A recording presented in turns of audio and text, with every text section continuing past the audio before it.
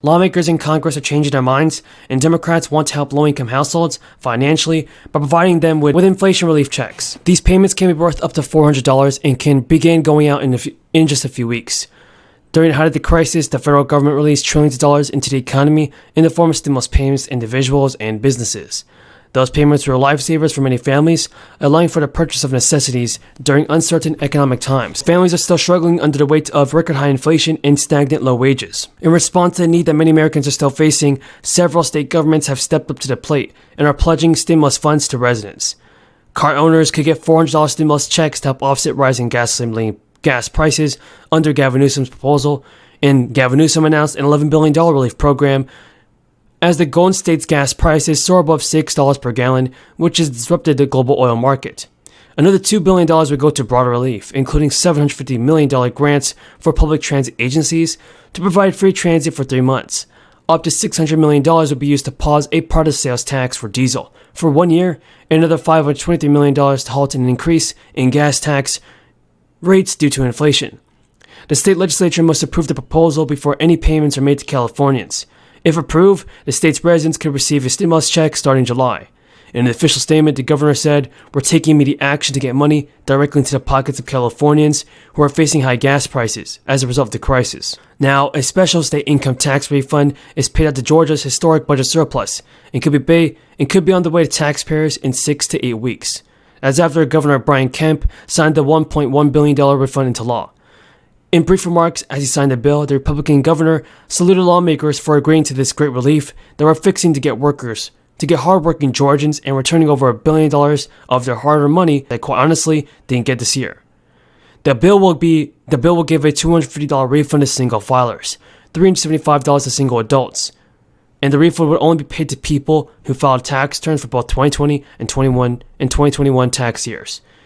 People who have already filed their taxes, which are due April 18th with an extension, would get money back in a separate payment later. 8.9 to 11.8%. And if we look at year-over-year core, also hotter than expectations, up 6%, following 6.2%. High water mark there, 6.5, and that was in March, and that was the highest since 1982. But remember, even at 6%, coming down from the high water mark of 6.5, that standalone is still the highest since 1982. So these are super stubborn numbers. And our panel, our esteemed panel, has lots of brain power there, and they go in lots of categories, Joe, as to why inflation's here, the all of the above mentioned. I will say that out of all the above, energy. And, you know, there's so many comments here about, oh, the administration can only do so much. You know what? We all said that about the Fed.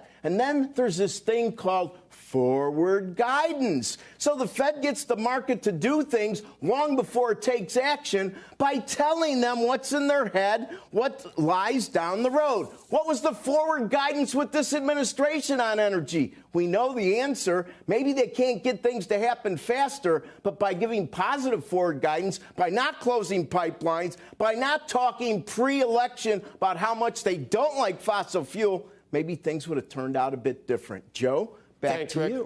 We're going to get right to our panel, but I don't think we've talked to Mike yet. I know I'm taking a risk going from Santelli to Santoli, even for me to get it right. But, Mike, the reaction in the market has been swift, stock market. You nailed it on the name. Yeah, it has. And now, look, as I said earlier, we were bracing for something that had the potential to be an unfriendly number, and we got it.